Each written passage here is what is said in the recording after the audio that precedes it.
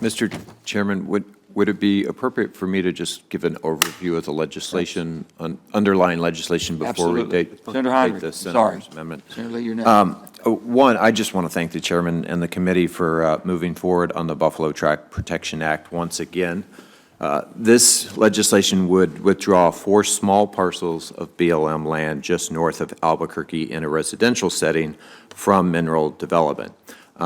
The area to the north of this, the more rural area, already is home to several active gravel mines, but the local community is united in their opposition to new gravel mining on these particular tracts. This committee reported this bill on a voice vote in the last Congress. I'm very pleased to see it moving again. These BLM parcels act as a critical wildlife connection between the Sandia Mountains to the south and the Sangre de Cristo Mountains to the north.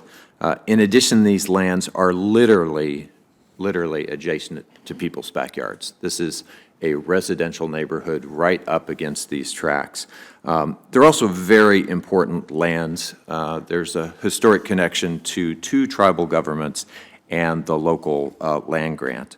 So the 2 neighboring tribal governments, the county, the local land grant, the nearest town, the local neighborhood associations, and the residents in these areas agree that this is just not an appropriate place for a gravel mine.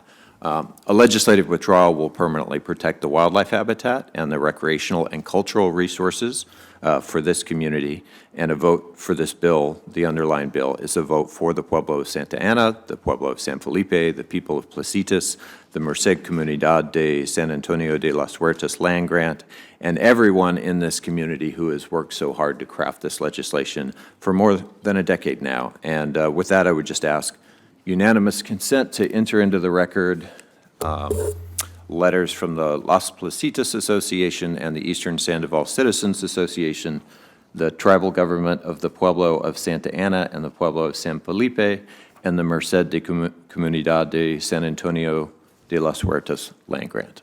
Without objection.